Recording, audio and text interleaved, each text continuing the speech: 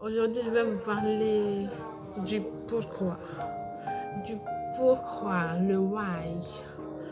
Le pourquoi vous devez faire une chose, le pourquoi vous ne devez pas faire. Donc, souvenez-vous tout le temps, quand vous avez une décision à prendre, quand vous voulez abandonner quelque chose, mais quand vous voulez faire quelque chose, souvenez-vous de votre pourquoi. Pourquoi vous voulez faire la chose? Parce qu'au fond, le comment n'a pas d'importance si le pourquoi est assez fort. Le pourquoi tu veux faire ça va te pousser à toujours faire la chose. Et si tu ne fais pas la chose, si tu passes à la douleur que tu vas ressentir en ne faisant pas la chose, non, tu vas vraiment faire cette chose-là. Et à contrario aussi, si tu as un rêve que tu voudrais faire, tu penses à dans 5 ans, dans 3 ans, comment je me sentirai, quelle joie je ressentirai après avoir fait cette chose qui me tient vraiment à cœur. Dans 5 ans, si tu vois que tu te sentirais vraiment heureux, vraiment fier de toi, alors cette chose, maintenant là, avant que 5 ans là arrivent là, maintenant là, je devrais faire cette chose.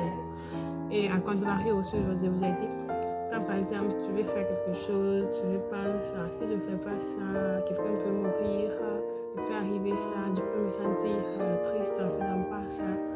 Donc ça devrait te pousser vraiment à faire cette chose-là, à continuer à faire cette chose-là, parce que ça ne sera pas un sacrifice vain, quoi. Et donc le pourquoi, pour réellement mettre en évidence le pouvoir du pourquoi, on va prendre un exemple de deux immeubles de 9 étages. Maintenant, on met un pont entre ces deux immeubles-là. Et en bas de ces immeubles, il y a une grande route, quoi, un grand chaussée. Donc, je vous ai dit, on va prendre l'exemple sur un immeuble, deux immeubles jumelles de 9 étages. Maintenant, on met un pont, quelque chose d'assez solide, mais pas tellement large. Et à la 7e étage, entre ces immeubles, et je vous ai dit en bas, il y a un grand chaussée, une grande autoroute. Maintenant, on vous demandait de traverser ce pont d'un immeuble à l'autre immeuble. Et comme on allait vous donner, on va dire 10 millions de francs guinéens. Sérieusement, qui d'entre vous risquerait de faire ça? Peut-être qu'il y a certains qui risqueraient. Mais après, ils se risqueraient à faire ça, mais après, quand ils seront face à la situation, je suis sûre que beaucoup d'entre les peu qui se sont décidés à faire ça vont regretter après. Maintenant, supposez, entre ces immeubles, quand tu es à un immeuble et dans d'autres immeubles, il y a ton enfant quand même, l'enfant qui t'a mis au monde. Il se trouve au 9e étage de l'autre immeuble. Et tu n'as que cette option, traverser le pont, aussi mince qu'il soit, et aller sauver l'enfant. On est d'accord que tu n'y réfléchirais même pas deux fois avant de t'accaparer d'aller sauver ton enfant. Oui. Ok.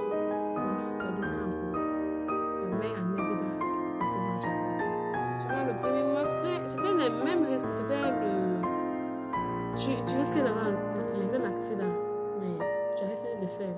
Parce qu'au fond, on 10 millions de francs guinéens. Tu peux avoir ça en faisant quelque chose qui est vraiment cher. Donc pourquoi tu vas risquer ta vie en faisant quelque chose en faisant quelque chose d'inutile? Mais tu vois quand il y avait l'enfant là-bas, il y avait ton enfant là-bas, t'es parti où? Non? T'es parti d'où? Donc ça.